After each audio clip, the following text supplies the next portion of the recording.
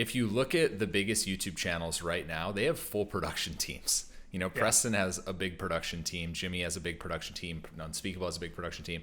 As a TikTok creator who films on your phone, making a 10-second video, now it's like, okay, I want to compete at the highest level on YouTube. It's a completely different ballgame. And I think that's one thing that scares a lot of people about content diversification. If they're not starting on YouTube, if they're starting on Instagram, TikTok, it's so low lift that to then go to YouTube, it's really difficult transition. And I'm seeing a lot of guys struggle with it right now. I'm actually trying to think of an example of someone who is making incredibly good content but started on TikTok, and I'm having a hard time coming up with anyone. And that's Alex right? Warren was the one I was thinking of, but Alex Warren actually started on YouTube and like blew up on TikTok. But I think like maybe like just a question in general, and I'm sure you get this a lot as well, is like, and we've obviously seen like the D'Amelios do this, but like they for sure have a production team, or they have a videographer or someone following them around for their YouTube videos and helping on that side. But like, if you're a creator and you want to get serious about YouTube, and maybe you are on TikTok right now, or maybe you're just an Instagram like creator who has 1 million followers or something, but if you want to get serious about YouTube, like at what stage should they consider having an editor, or like a full-time editor or a part-time editor or a full-time videographer? Like at what point is that like for them to jump at? Yeah, it all comes down to how comfortable they are outsourcing to an editor. I know a lot of creators that still to this day like to edit their own videos because they have a certain style.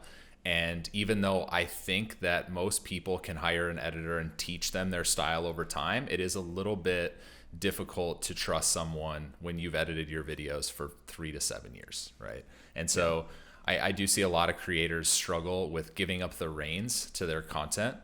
And but there's also a wall of you can only create so much content without an editor and without a team.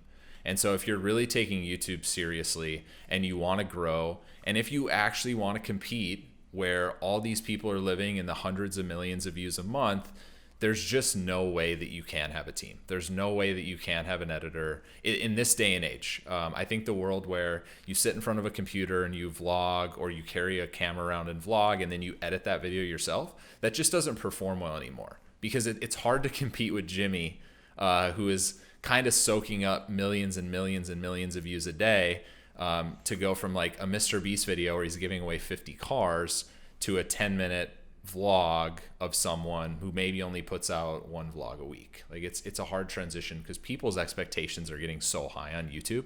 But it's also like, where's the bar? Like Jimmy's kind of like slowly taking the bar up, and there's nobody that's like catching up to him. And if you want to catch up to him, like you have to spend a considerable amount of money. And so like as a TikTok influencer or an Instagram influencer, I personally, like, I'd look at that and be like, what's the first move? Like, how do I get to that point? Yeah, it's interesting because like there is some level of, I don't know, like David Dobrik or Emma Chamberlain, or like those two like really did create their own editing or like video style. And so like maybe the real nuance is that like you either need to figure out what is uniquely you and like how you're going to win. Maybe you're not going to be able to put out as many videos as someone else, like Preston, but like figure out what is the content and style that is going to make you stand out, because Emma and David very clearly created their own styles, and like that really, I mean, they were only putting out, I mean, David was cranking out 3 videos a week at one point, and I mean, from my understanding, he was editing almost all of those, and definitely in charge of like all filming it. Like that is, I mean, I think we've learned is unsustainable. Like it's why he's probably taking this major break. But we're seeing, I imagine Emma still edits her videos to this day, even though she has probably 9 or 10 million subscribers, which is crazy. But it is sort of like the secret sauce for her videos. Yeah, there's always outliers, but you have to, and we've thought about this a lot internally, is like, how do you protect against creator burnout? Because eventually, if you're doing everything yourself, and actually creator burnout really happens when you're creatively, you just can't keep going. You can't think of more ideas. You can't be good every single day. And so when you build out a team like most of our creators have, and they help you with creative, they do most of the logistics, they help with operations, you show up, You get to be you get to be in the video, then the video gets passed off to a post-production team. That's how we've kind of eliminated seeing a lot of creator burnout, because they're not focused on 10 different jobs. They're focused on just being uniquely them, being in videos, and then usually helping out with creative in some aspect, but not being solely in charge of creative, because that's when you just have this like mind fog or this brain fog that comes about, and you just can't get over that hump. And that's what a lot of YouTubers are experiencing, that just don't have teams to back them up.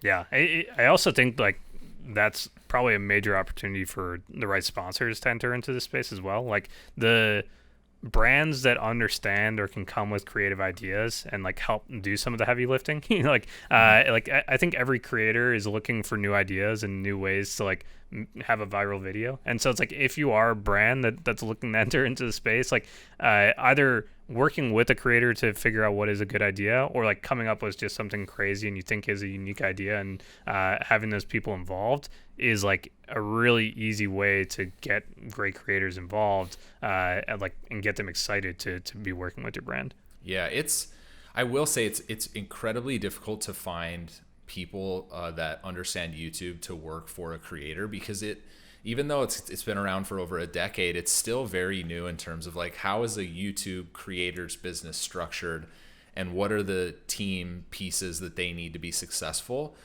Jimmy is a good example of like someone who's been on YouTube since he was 12 years old. Like, he grew up with it. It's all like he ever watched, and he understands the platform as much as anyone I've ever met. But finding people like him that can help and do creative and like understand his vision is still very difficult. I think that the talent pool will slowly increase over the next like 5 years, because a lot more people are growing up just watching YouTube. And we'll see a lot more creators have a lot more success finding like actual like employees to help them. But I will say it's very difficult right now to find people that are experienced. It's been a struggle for every single one of our creators, but it's also a good, like you talked about brands, people like Indeed, like some of these job posting websites, to jump in and really help out the creator community. And I've seen some Indeed ads, but I haven't really seen someone fully lean in. And it's a giant missed opportunity. All these creators are hiring 24/7. All of them are hiring.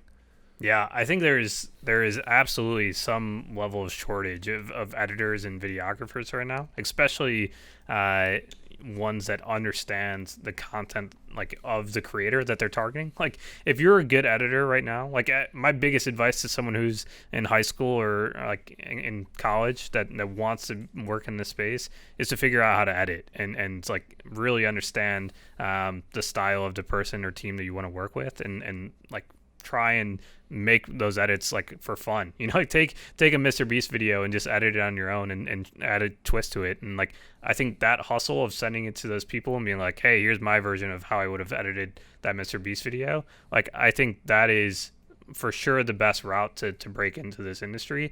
And there is so much demand from the creator side to find great talent on the editing and videography side. Like, I mean, we see it with 100 Thieves, for example, where like, I don't know exactly how big the production team is now, but it's pretty big. And I mean, they're always looking for great editors and videographers. And I imagine that Mr. Beast and all of your clients are looking for great talent too, because there is a shortage of people that want to put in the work right now. Yeah, without question. They're all hiring editors. The hardest position I think to find right now in this whole creator ecosystem is a creative director. A lot of the creative ideas still come from most of our creators. Some of them have been able to train people, and it's taken years to get them up to speed. But the one position that most of them need the most is someone to come in and just help with creative and help with these semi-scripted IRL videos, and just help them break out like, what are the different aspects to these videos?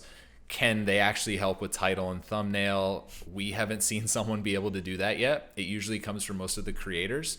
And so I think when we can start finding more of those positions, a lot of the guys and a lot of this creator fatigue on YouTube will start to die down a little bit. But it's about like creating that support system, right? And it's important for us, and it's something that we focused on with all of our creators.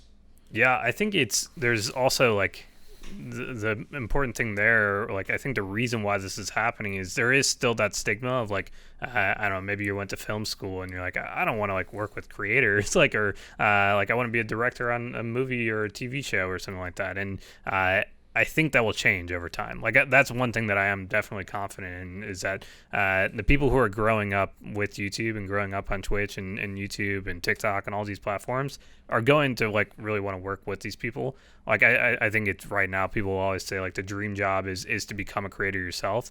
And like if you can't become a big creator, then like maybe you can go and join the team of them. And I have to imagine if you work for Mr. Beast, like you're having a great time right now. And there's probably some really fun perks, and just that lifestyle has to be crazy. It happened in sports, right? 20 years ago. It's like if you couldn't play in the NBA or the NFL, you could at least try and work in college sports, in professional sports.